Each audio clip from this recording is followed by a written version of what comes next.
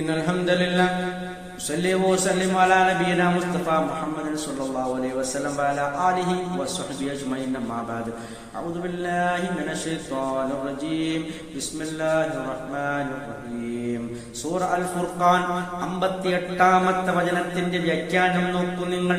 അല്ലാഹു സുബ്ഹാനഹു വ തആല പറയുകയാണ്, എവിടെയാണ് നിങ്ങൾ തവക്കുൽ ചെയ്യേണ്ടത്, ഭരമേൽപ്പിക്കേണ്ടത്, നിങ്ങളുടെ പ്രയാസങ്ങളും പ്രശ്നങ്ങളും നിങ്ങൾ ഇറക്കി വെക്കേണ്ടത് ആരിലാണെന്ന് അല്ലാഹു സുബ്ഹാനഹു വ തആല സുവ്യക്തമായി പഠിപ്പിക്കുകയാണ്. വത്തവക്കൽ, നിങ്ങൾ ഭാരങ്ങൾ ഇറക്കി വെക്കണം, നിങ്ങളുടെ സകല ഭാരങ്ങളും നിങ്ങൾ ഇറക്കി വെക്കണം, നിങ്ങൾ തവക്കുൽ ചെയ്യണം.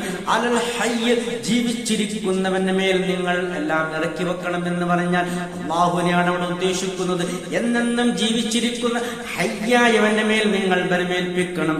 നോക്കൂ, അല്ലദീ എങ്ങനെയുള്ളവനാണ്, ലാ യമൂത്ത്, അവൻ മരണപ്പെടുകയില്ല, ഒരിക്കലും മരണപ്പെടാത്ത, എന്നെന്നും ജീവിച്ചിരിക്കുന്ന ഹയ്യും അതുപോലെ ലാ യമൂത്ത്, ഒരിക്കലും മരണപ്പെടാത്തവന്റെ മേൽ നിങ്ങൾ ബലമേൽപ്പിക്കണം. നിങ്ങൾ സൃഷ്ടികളുടെ മേൽ ബലമേൽപ്പിക്കാൻ പാടില്ല എന്നാണ് അതിന്റെ വിന്യമായ അർത്ഥം. കാരണം സൃഷ്ടികളൊക്കെയും മരണപ്പെടുന്നവരാണ്. മരണപ്പെട്ടു കഴിഞ്ഞാൽ പിന്നെ അവർക്ക് യാതൊരു തരത്തിലുള്ള ചെറു സഹായങ്ങൾ പോലും നടത്താൻ കഴിയില്ല.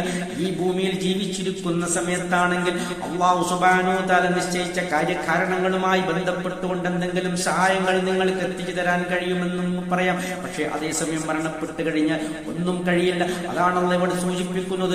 എന്നെന്നും ജീവിച്ചിരിക്കുന്ന, ഒരിക്കലും മരിക്കാത്തവന്റെ മേലാണ് നിങ്ങളുടെ സകല പ്രശ്നങ്ങളുടെയും ഭാരങ്ങൾ നിങ്ങൾ ഇറക്കി വെക്കേണ്ടത്. വസബ്ബിഹ്, നിങ്ങൾ തസ്ബീഹ് ചെയ്യണം. ബിഹംദിഹി, അവനെ സ്തുതിക്കുന്നതോടുകൂടി, അല്ലാഹുവിനെ സ്തുതിക്കുന്നതോടുകൂടി, ഹംദ് ചെയ്യുന്നതോടുകൂടി നിങ്ങൾ തസ്ബീഹും ചെയ്യണം. അതാണ് സുബ്ഹാനല്ലാഹി വ ബിഹംദിഹി സുബ്ഹാനല്ലാഹിൽ അദീം എന്നുള്ള ദിക്ർ.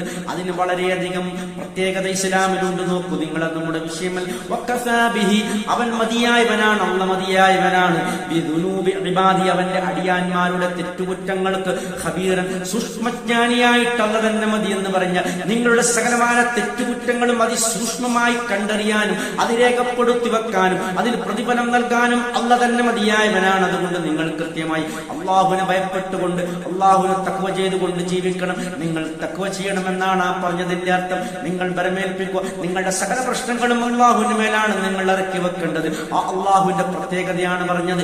എന്തെന്നും ജീവിച്ചിരിക്കുന്നവൻ, ഒരിക്കലും മരിക്കാത്തവൻ. അതേസമയം സൃഷ്ടികളൊക്കെയും അവൻ ഒരു കാലത്ത് നശിച്ചു പോകും, അല്ലെങ്കിൽ മരണപ്പെട്ടു പോകും എന്നുള്ളത് ഒരു യാഥാർത്ഥ്യമാണ്. അതുകൊണ്ട് അവരുടെ മേൽ നിങ്ങൾ ബലമേൽപ്പിക്കാൻ പാടില്ല എന്നാണ് അല്ലാഹു പഠിപ്പിക്കുന്നത്. ആഖിറു ദഅവാനാ അൽഹംദുലില്ലാഹി റബ്ബിൽ ആലമീൻ.